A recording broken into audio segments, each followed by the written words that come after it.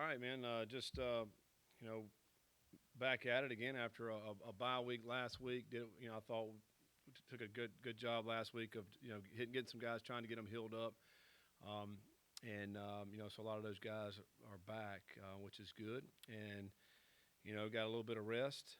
Practiced 3 days last week: Tuesday, Wednesday, Thursday, and then came back Sunday. Had a good practice, very spirited practice.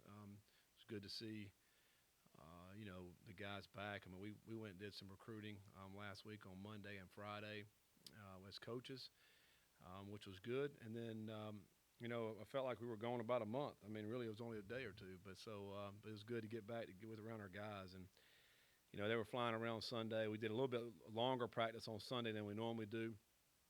What we've been doing off of our week, and to get ready for this BC team, which is watch that game live Saturday night. Good football game, NC State, two good teams. Actually, our next two opponents, BC and NC State. So, I think Coach Hafley's done a really good job there. Him and his staff, and their kids play hard at BC. They know what they want to do. They're a running football team. They want to establish that. The running back, several backs. I mean, they do a great job running the football. They lost their starting quarterback early in the season.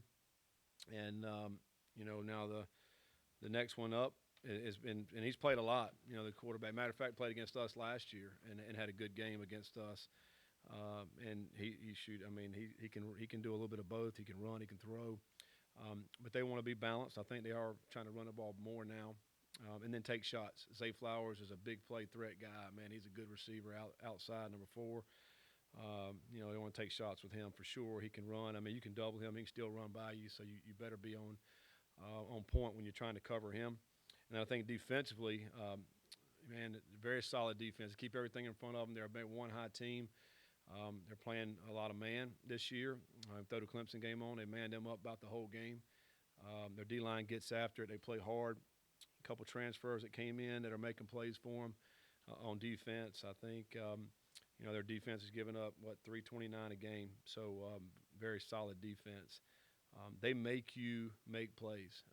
They're not giving you anything. And I think, that's the mark of a good defense. So, they're 4-2 coming in here. We know we're going to get, a good football team that's coming in. And, we've had, back-to-back heartbreak losses.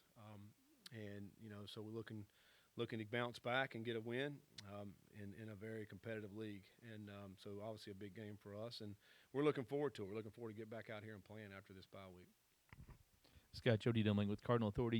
You mentioned after the last game about the guys in the health and being so dinged up. You had a lot of guys that were kind of some nagging injuries and some bigger ones.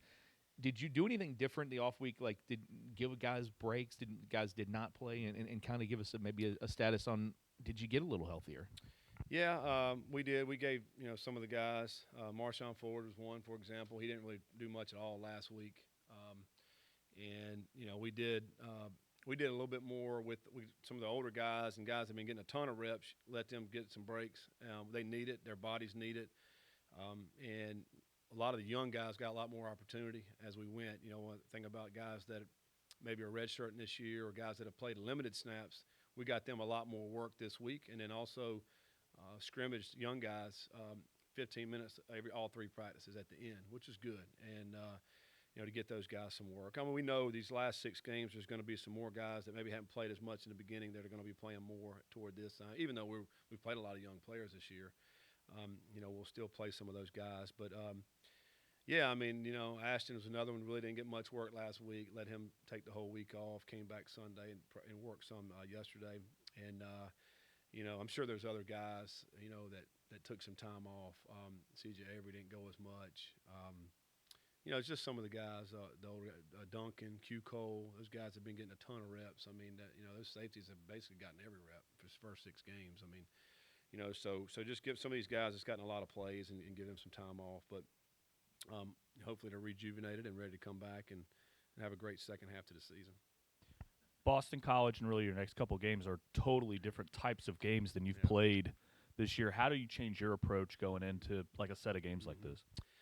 Yeah, it is. It's different dynamics of football teams. It's funny because you look at, and I think that's why it's different from one week to the next because it's matchups. It's how this team matches up with another team. And, Boston College is a completely different team than, say, a Virginia team who's going to throw the ball 60 times and do a great job with that. This team's going to try to line up. They got a really good offensive line. They're going to try to make you like it and run the football right down your throat, so you better have a plan for that.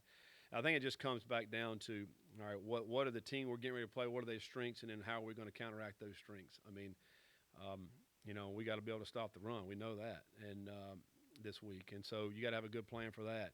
Whereas last week, you're trying to figure out how these guys are going 5 wide, spreading everybody out, how we're going to defend this pass, and which was tough, and so we got to do a much better job with that. Get the ball back to the offense, and you can think about even defensively. This team's a tougher defense than maybe what we faced in Virginia. And Wake Forest for that matter. Even though Wake Forest defense is pretty solid, but I think offensively we've been able to move the football. Where we've lacked in offense is third downs has not been good this year for whatever reason. I mean, I feel like it should be, but for whatever reason, third downs have not been good. But offensively, we've been able to move the football and score points. We just got to score a little bit more. And so as you look at the matchups, I think that's probably the biggest thing. But obviously, you got to get a great game plan for what the strengths are to counteract for these next the next 6 games.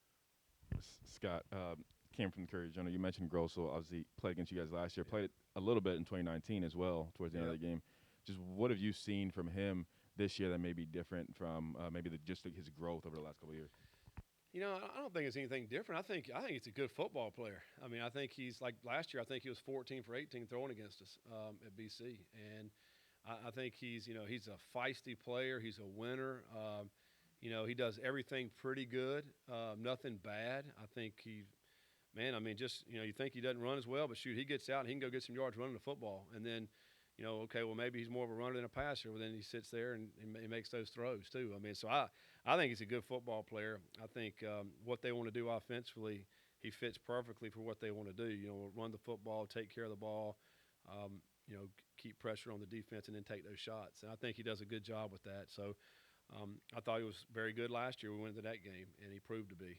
And I think it all starts with them running the ball. So I mean, you got to find a way to make it hard on them running the football, and then that plays into more our hands.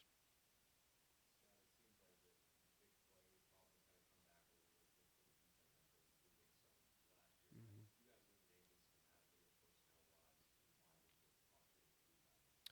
Yeah, obviously we have, and it's all right. What are you trying to do? And we're trying to mix it up. We're trying to do a lot of different things. I think. Bring in more pressure, or do you drop more off? Do you play more coverage? Do you, all those things that we need to play more man, tighten up the coverage, as compared to some zone stuff.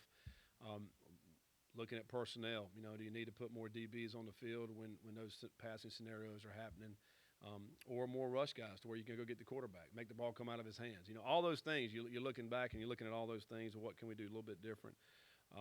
And then now you're playing a Boston College team that's going to play with some tight ends and pack everybody in, which is completely different than maybe an Ole Miss and Central Florida and Virginia. It's different offense. So those things that you do with the pass team is going to be different this week. So you can't do those. So now there's another issue. Okay, now we got a team that's going to pack everything in here. So do you need more, bigger guys in here to stop the run? So you got to look at all those things, and we've certainly looked at those things defensively to try to figure out, all right, putting the best players in the best positions to make plays, and then scheme-wise, what is going to give us the best chance to stop teams? And we've certainly looked at all those, and hopefully we've come up with a better plan to go out there and slow down these offenses. Scott, Matt McGavick, Sports Illustrated. Kind of building off of that question, after the Virginia game, you mentioned that heading into the bye week, you obviously wanted to continue to build on the good things, but that there were some bad things that you wanted to kind of seek out and adjust or take away completely. Now that the bye week's in the rearview mirror, what have you guys as a coaching staff surmised needed to be adjusted, removed entirely, or like just kind of fixed in terms of the quote-unquote bad things you guys are doing? Yeah. I mean, it's there's several things that you go back and kind of watch and figure out what you want to do. And, I think bringing pressure was one thing we should have done more of as you look back last week instead of maybe sitting back because, the quarterback at Virginia was, you give him all the time. It don't matter how many guys you drop into coverage, he's going to find somebody. I mean, he's got great poise, and he is able to find those windows. And to where if you do bring pressure, the ball's coming out of his hand now. Now, you may be a one-on-one matchup. Now our guys got to make the play, because if you miss a tackle or you're out of position, that thing's going for a big play. So that's the chance you got to take, and that's rolling the dice with that. And I think but you got to be able to do that. You got to be able to do those things, get the ball out of his hands. And so, or is it cover two, and his safety's not getting off the hash wide enough, and they hit one of these balls on the sideline. We got to do a better job with that. The safety's got to get wider, to where they can't hit those balls on the sideline. I think in the Virginia game and in the away game that we gave those plays up several times, and so we got to do a better job with that. So. It's a little bit of everything. I mean, I think it's coaches got to do a better job of getting the players in a position to make plays. The players got to do a better job when they're in that position, make the play. So it's a little bit of everything, I think. And obviously when you're giving up whatever we gave up last week, I mean, there's issues, enough blame to go all the way around. Scott, Andrew Schroff here with WLKY. Shifting gears for a second, I know Saturday the program announced that it was going to retire Lamar's number. How big is that for the program, and what were the discussions like behind the scenes to get that done? Yeah, I mean, obviously, when Lamar left here, I wasn't here, but when Lamar left, everybody kind of knew, man, he's one of the best players to ever play here, and maybe one of the best players to ever play college football. I mean, he's that good. He's a generational type player. You don't run across those kind of guys anymore. I mean, he's a guy that's changed the game kind of guy. Like, there's not many players that have changed the game of football and at the NFL level, and he's been that guy. And the knock on him was he can't throw. Well, 2 weeks ago, I mean, he threw it, whatever he did. It was incredible. I stayed up and watched that game. There's nothing he can't do. I mean, it really isn't. And so, yeah, it's huge. It's huge for our, this program to be able to do that. Usually, a guy's in a walking with a cane by the time they retire your number. I'm glad they went ahead and did it now, because it was going to happen, right? So just let it happen now while he can enjoy it and really relish in it. I mean, he's going to come back here toward the end of the season, which will be awesome to get him back here. I mean, there's not anybody that doesn't love Lamar Jackson. I think everybody loves him and loves what he did for this program and what he continues to do for this program, and he will do. I mean, there's not a recruit we don't talk to that we don't mention Lamar Jackson. It would be crazy not to.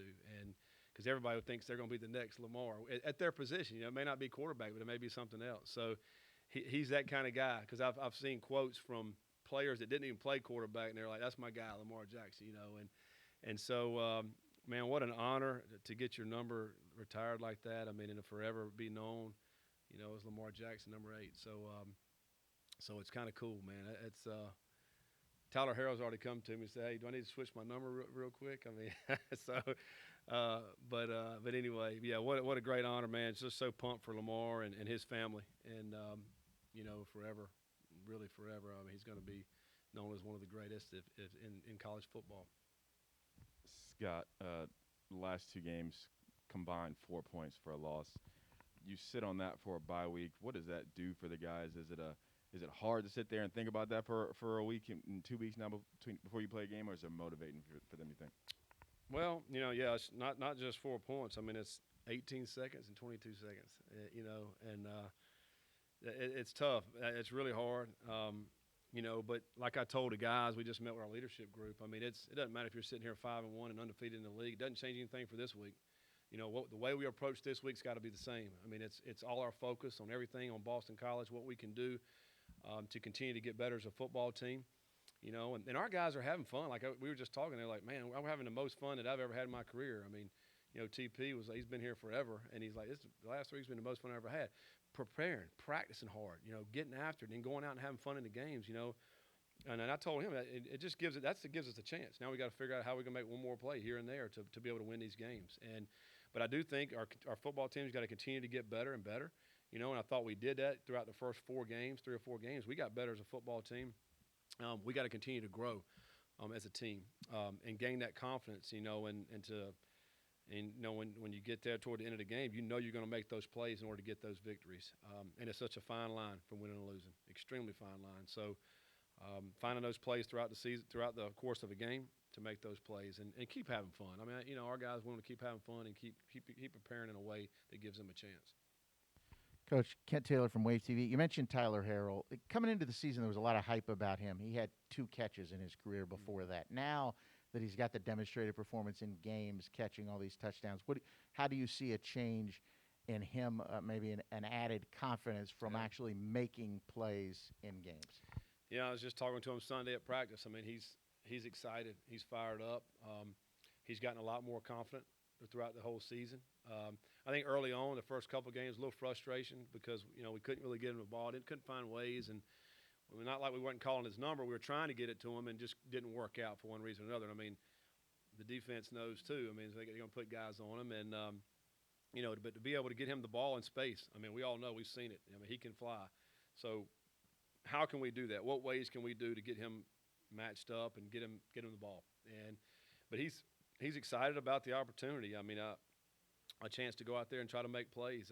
We've seen it each and every week. He's working really hard in practice. He's catching the ball better. He's running better routes, and so he's certainly a big play guy, and we got to get him the ball. The thing about it is we've got a lot of guys. I think we've kind of spread it out. I was looking the other day. We got 4 guys over 250 yards receiving, and that's a good thing because now they can't just single in on one guy, but we know guys can make plays. I mean, Ford, Watkins, Harrell, Maury, Huggins. So we got a lot of guys making plays, and we got to continue to expand on that, because they can break the game open with their big plays. Scott, this time about mid-season last year or midway through, we heard a lot about Desmond Tell, Jordan Watkins, guys that were not getting a lot of reps, but that were going to play by the end of the year. Are there guys right now that you feel like aren't getting the reps that are doing it in practice and that are pretty close? I don't know. I just can't speak on any of those guys. I know there are. There are going to be guys that are going to rise up and end up making plays for us and start doing a better job. Minkins is one that comes to mind at safety that I think, we'd like to get him on the field. He hadn't played much, but, of course, he had the injury coming off that at the beginning of the year. He's been available. He's practiced really hard the last 2 weeks, and I just think we got to get him in there. I mean, we just got to play him. And, he lacks in experience, but he can run, he can jump, and the way he's been practicing, I feel very confident that he'll go out there and make plays for us. It also takes a little bit off the other guys, the other 2 safeties, so we got to get him in and let him make. So I think he's probably the one that comes to mind when you say that really hadn't played this year, but I think he'll be one that continue to elevate and get a lot more reps.